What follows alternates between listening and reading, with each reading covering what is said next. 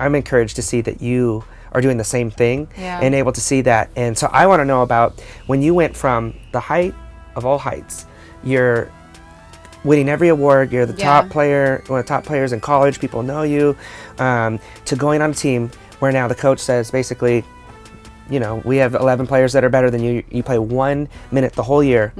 What was your mindset and attitude during that time, and how are you able to get through that?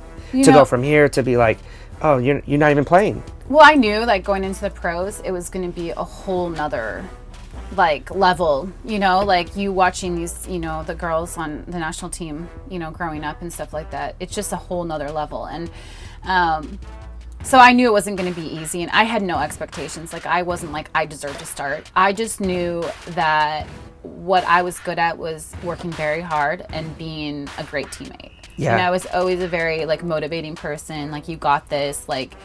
And so going into that, I just kind of was like, I'm going to embrace this environment. I'm going to learn from all these older players, and I'm going to see if maybe I get my chance. And when I get my chance, then I'm just going to go all out, and I'm going to like show them that I deserve to be there.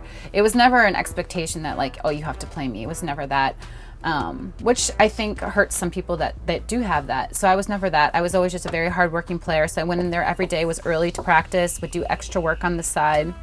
Always to show the coach that I wanted to be there. Yeah. And in practice, you know, I was just trying to win as many balls. I was just, you know, trying to be a good teammate.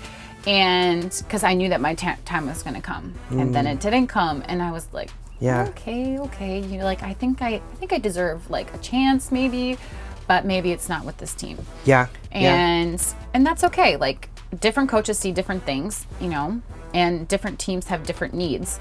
And I just didn't really know where I fit. I kind of was going in this phase because I was always a really good forward, but like a center strong forward. I was never like, hey, I'm going to take on 5 people and score a goal. I'm going to use my body to my advantage. Most of my goals were header goals. So I knew what my strengths were. And at that level, these girls are fast. Yeah. And I was never fast. I was quick when I needed to be. Yeah. But I was never like gonna outrun Alex Morgan. Yeah. I just like she's like incredible. So you have to use your strengths and your weaknesses. And for me, I was just kind of like, well, maybe do I try a new position? I like didn't really know any other spots. Yeah. Like, what do I got to do? Yeah, like so I just like maybe I'm never gonna get a chance because these girls are so good. Like these and they're winning. Yeah. So like if I've been on a team where I had a run-in with the coach, and it's like, and the team's losing, so it's like, well, put me in the game, like totally. you know. But when they're winning, it's like, what can you say? Like maybe they're right, maybe I'm not gonna, maybe they are all better than me. But I think that's just so amazing.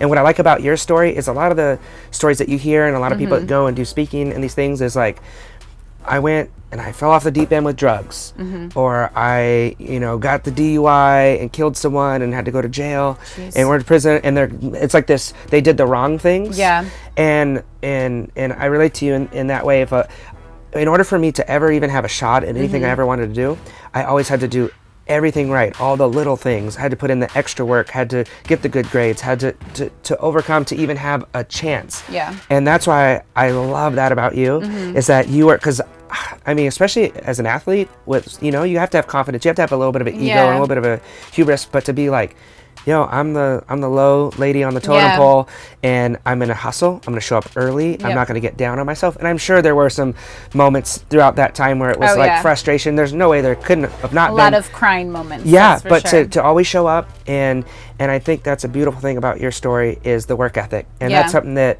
we talk about a lot, and we try to embrace. Is no one can do your push-ups for you, and it's hard to beat someone who never gives up. And for me in my life too, like nothing's ever come easy. Yeah. I have a lot of friends out here, and it sounds like we have some mutual friends that it just kind of, they showed up, they got the big role, they're a star. Yeah. You know, they didn't have to grind out these things, and they went to the front of the line, they got in the cool kids club, they're approved by the industry, and they're on. Yeah.